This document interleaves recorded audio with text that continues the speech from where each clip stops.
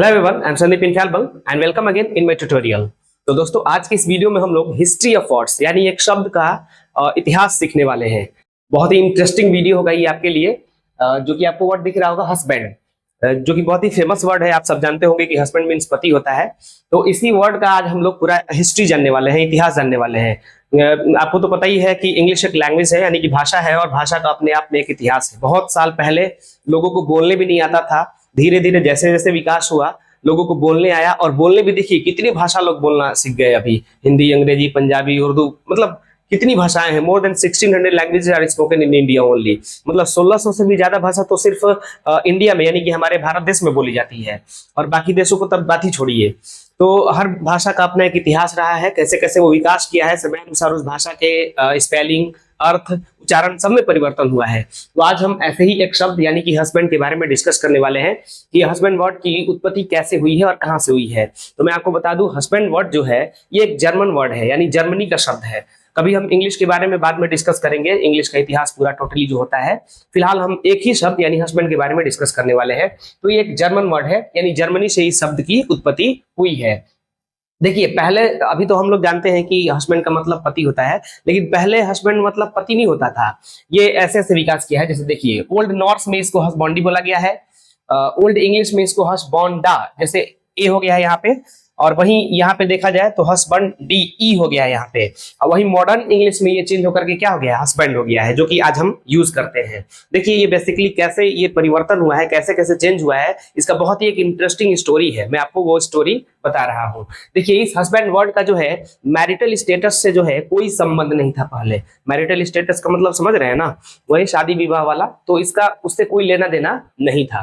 हुआ क्या कि पहले आप ये समझ लीजिए कि ये कैसे बना हुआ है। तो ये हस्बैंड वर्ड जो है वो आपको दो शब्द से हस और बंड, इनसे बना हुआ है। हस का मतलब होता है घर, और बंड मीन्स मालिक, ये होता था। ठीक है, यानी कि घर के मालिक को हस बंड बोला जाता था। जो घर का मालिक है उसको हस बंड बोला जाता था। ठीक है, तो हम कह सकते हैं कि हाउस ड्वेलर, यानी जो हाउस ड्वेलर है उसको हस्बैंड बोला जाता था। लेकिन हुआ क्या, ऐसा क्या हुआ कि मतलब लोग जो है इसको हस्बैंड यूज करने लगे। तो देखिए, 13वीं सदी की बात है। ये आपको दिख नहीं रहा होगा, मैं इसको व्हाइट से ही ले लेता हूं। 13वीं सदी की बात है। 13वीं सदी, जब मतलब कि शादी विवाह के लिए ऐसा लड़का डिमांड में आ गया, मतलब उस समय ऐसे लड़के डिमांड में आने लगे जो घर के मालिक है। बेसिकली अभी क्या होता है, अभी तो वही ना होता है, जब किसी लड़की के लिए लड़का ढूंढना होता है तो लोग ऐसा ढूंढते हैं जो जॉब वाला हो, नौकरी वाला हो। तो सोचते हैं कि हमारे घर की लड़की जाएगी तो वहां सुकून से अच्छे से रहेगी, सुखी संपन्न रहेगी।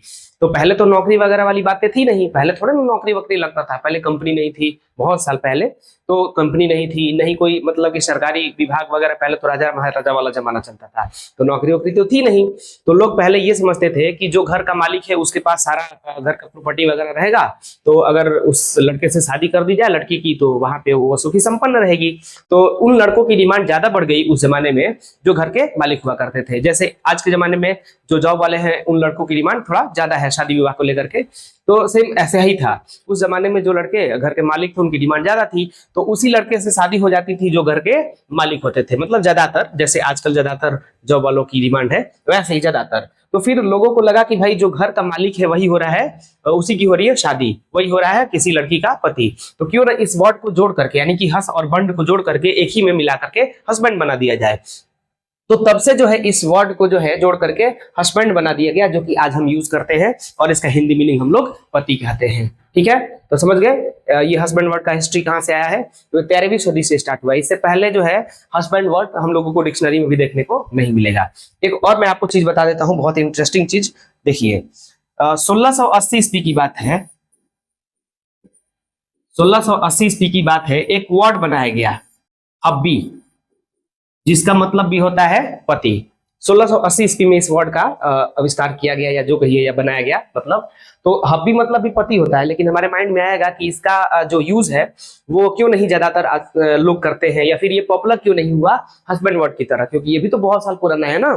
तो मैं बता दूं आपको कि हब्बी वर्ड इसलिए पॉपुलर नहीं हुआ, अभी किसी को डिक्शनरी पढ़ते वक्त अगर ये हस्बैंड की जगह पे हब्बी दिख जाए तो बड़ा खुश होते हैं लोग, अरे मुझे तो हस्बैंड की जगह पे एक हब्बी मिल गया, अब मैं हब्बी ही यूज करूंगा, ऐसा खुश हो जाते हैं लोग।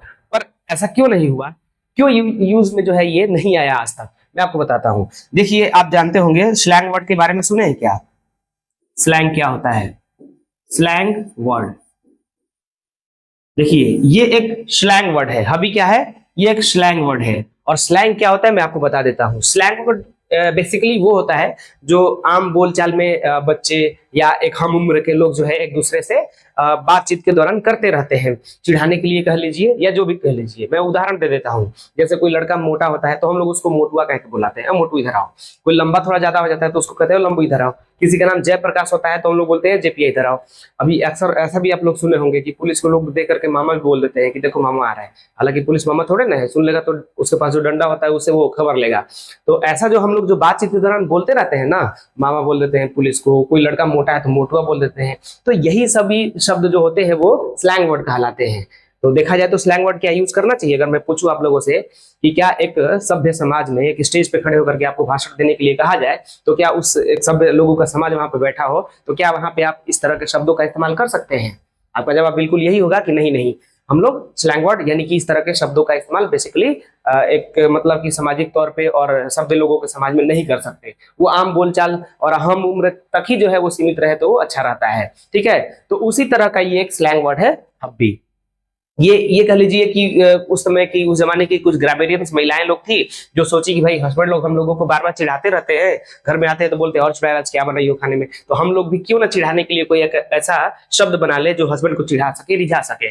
तो उसके लिए उन लोगों ने क्या कि एक वर्ड बनाया जो था हब्बी, यानी कि हब्बी वर्ड बन गया। अब देखिए है क्या कि अब इस वर्ड का भी जो है मुझे लगता है कि आने वाले कुछ समय में जो है इसका यूज भी जो है मतलब होने लगेगा ज्यादातर, और ये भी हस्बैंड की तरह पॉपुलर हो जाएगा। क्योंकि मैंने कई फिल्म अभी इधर भी मैंने देखा हॉलीवुड का भी, जिसमें जो है इस हब्बी वर्ड का उसमें की एक्ट्रेस वगैरह जो है इसको यूज की है, तो उसको देख करके बॉलीवुड वाले भी यूज कर लेंगे, और बॉलीवुड को देख करके बॉलीवुड पे जो यूज किया जाएगा उसको हम लोग सुनेंगे तो हम लोग को भी लगा कि अरे ये तो हब्बी बोला जा सकता है। क्योंकि हम लोगों को तो ये पता नहीं है कि स्लैंग वर्ड है, सबको तो ये मालूम नहीं है कि एक स्लैंग वर्ड है, नहीं यूज करना चाहिए। सबको तो ये लगेगा कि हब्बी भी जो है एक हस्बैंड के सिमिलर वर्ड के रूप में यूज किया जा सकता है, इसका सिमिलर वर्ड है, तो लोग इसको भी यूज करने लगेंगे बिना इस बात का फिक्र किए कि एक स्लैंग वर्ड है, इसका यूज करना नहीं चाहिए।